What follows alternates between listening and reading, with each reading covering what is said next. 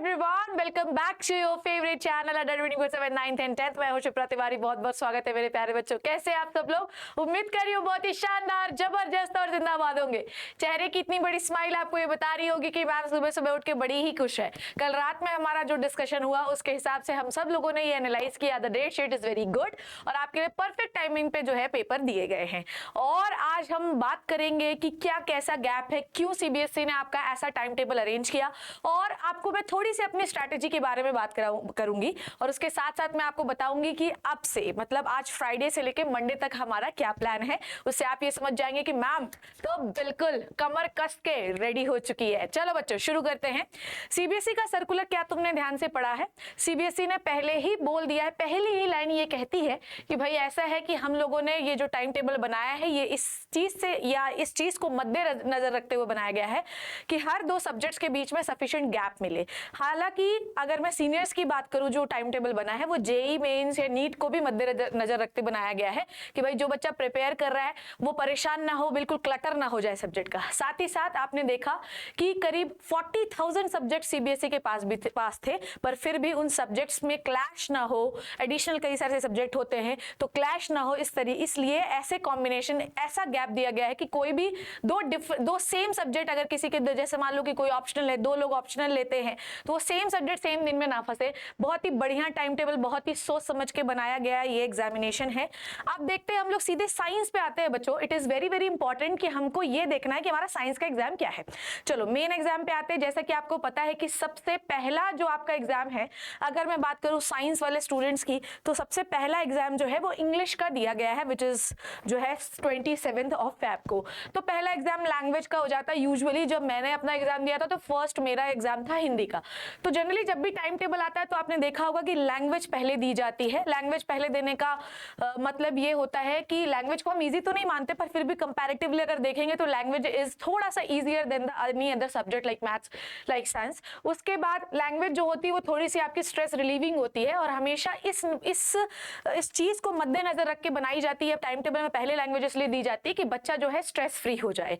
और ज्यादातर जब भी टाइम टेबल बनता है तो लैंग्वेज को पहले ही दिया जाता है ताकि स्ट्रेस्ड आउट हो सके। कुछ भी हो सकता है, हिंदी भी हो सकता है, इंग्लिश भी हो सकता है, वो कुछ भी हो सकता है। जैसे जब मैंने एग्जाम दिया था ना बच्चों, तो हिंदी था पहला एग्जाम और मेरा बहुत अच्छा गया था एंड आई गॉट, मैंने कल बताया था 95 और 96 मार्क्स इन हिंदी। तो मेरा पेपर बहुत अच्छा गया। अब क्या होता है, स्ट्रेस रिलीव हो गया। स्ट्रेस रिलीव हो गया तो जब आप खुशी घर से आएंगे तो आपके पास 27 की शाम रहेगी, 28 रहेगी, 29 रहेगी और आपका क्या रहेगा भाई, नहीं 28 मार्च तो 28 गई, तो 27 रहेगी, 28 रहेगी, फिर उसके बाद 1 मार्च रहेगा, उसके बाद 2 मार्च रहेगा, उसके बाद आपके पास 3 मार्च भी रहेगा। अब 4 मार्च को सुबह 10:30 बजे एग्जाम रहेगा।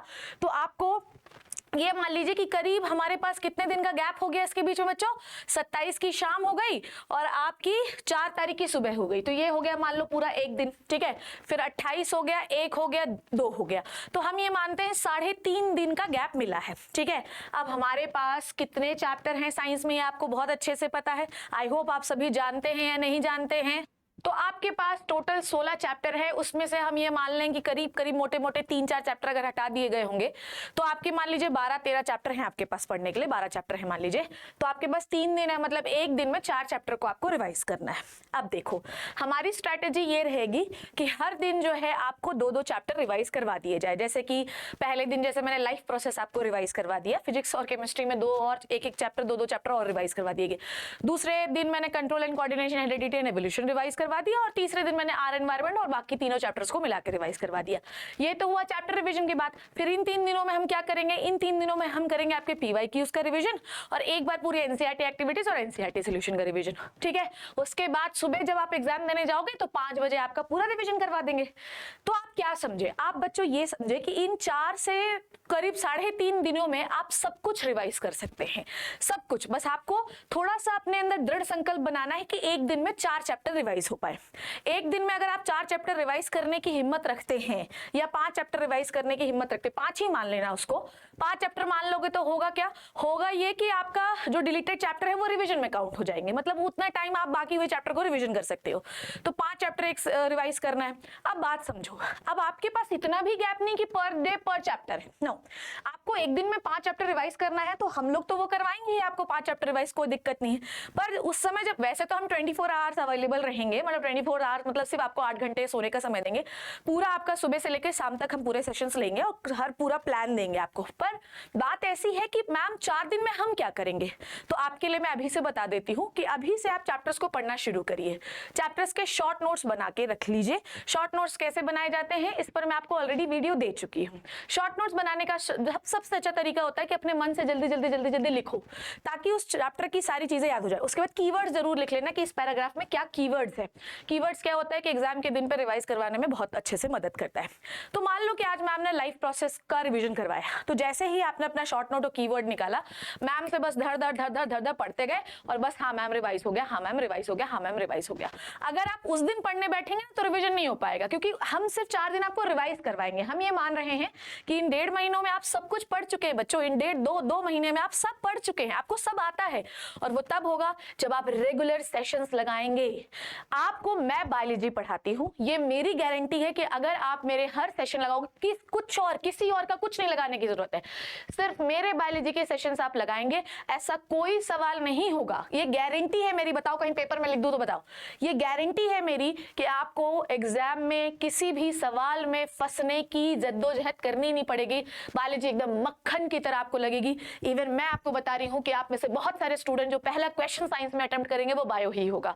सो आपको इसकी टेंशन छोड़ देनी है। इन 4 दिनों में मैं आपको प्रो बना दूंगी, एकदम यो बेबी बना दूंगी, एकदम बायोलॉजी में एकदम मक्खन की तरह आप चीजें पढ़ के जाएंगे। बस याद रखिएगा कि अब आपको रेगुलर सेशंस रोज अटेंड करने हैं। प्लेलिस्ट में सारे लेक्चर्स बने हुए हैं मेरे, तो उनसे को भी देख देख के शॉर्ट नोट्स बना लीजिए, ठीक है। फिर उसके बाद कीवर्ड्स कैसे बनाएंगे, 1 शॉट्स देखिए कीवर्ड्स बनाने के लिए। मान लीजिए कि अभी आपको कोई टेस्ट देना है, मान लीजिए कोई आपने मॉक टेस्ट देना है, तो आपके लिए मैंने पॉकेट रिवीजन बना रखा है। 2 चैप्टर के पॉकेट रिवीजन बाकी है, वो मैं बना दूंगी।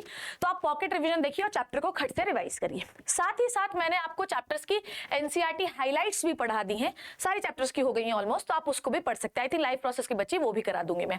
उसके बाद प्यारे बच्चों, मैंने आपको एग्जाम पैक रिलीज करना शुरू किया, जिसमें मेरा पहला एग्जाम पैक लाइफ प्रोसेस का आ चुका है। दूसरा एग्जाम पैक आपको मिलेगा संडे को। कब मिलेगा, ध्यान से सुनिए। दूसरा exam pack control and coordination का आपको मिलेगा संडे को। संडे को संडे को संडे को संडे को ये एग्जाम पैक देख लीजिए, आपके सारे इंपॉर्टेंट क्वेश्चंस हो जाएंगे। साथ ही साथ मंडे को या संडे को ही मैं आपको दे दूंगी कि मेरा क्या प्लान रहेगा इन 63 डेज में to crack the biology, to explore the biology, to bombard the biology and to make the मक्खन बायोलॉजी। ओके बच्चों, सो ये जो टाइम टेबल बनाया गया है, ये मैंने बताया कि आपको परफेक्ट चैप्टर डिवीजन के हिसाब से बनाया गया, जितने चैप्टर उस हिसाब से गैप, कि कम से कम एक दिन में 5 चैप्टर तो रिवाइज ही हो पाए। अब देखा आपने कितना दिमाग लगाया सीबीएसई ने, तो आप एक दिन में 5 चैप्टर रिवाइज करेंगे तो आप साइंस का एग्जाम फोड़ के आएंगे। कौन कराएगा ये, मैं कराऊंगी। ये याद रखिएगा, हम कराएंगे ये। 247 9th एंड 10th कराएगा ये। और अगर अपनी जो है तैयारी को आप और ज्यादा प्रो बनाना चाहते हैं तो आप अपने जस्ट इनरोल करिए तुरंत। आपका हसल बैच और मैम का कोड क्या है, Y547। फिर से बोलो Y547 और ये कोड लगाइए और बैच को लीजिए, ताकि आप अपनी तैयारी को आप एक दिन में 5 के 15 चैप्टर भी रिवाइज कर पाए। थैंक यू सो मच बच्चों, टेक केयर। टाइम टेबल फिर से एनालाइज करिएगा, सोचिएगा कि जो मैम ने पॉइंट्स बताए वो सही थे या नहीं थे, और डेफिनेटली सही थे। You will loved it, you will enjoyed it. चलिए तैयारी शुरू करते हैं आज शाम से ही। और आज मेरा जो वीडियो आने वाला है, लाइव में आने वाली हूं, उसमें मैं करीब आपको टॉप 20 क्वेश्चंस कराऊंगी हेरिडिटी एंड इवोल्यूशन के ऑब्जेक्टिव बेस, ताकि आपका दिमाग खुल सके और फिर हम अपनी तैयारी को और बूस्ट करेंगे। थैंक यू सो मच बच्चों, take care and bye bye.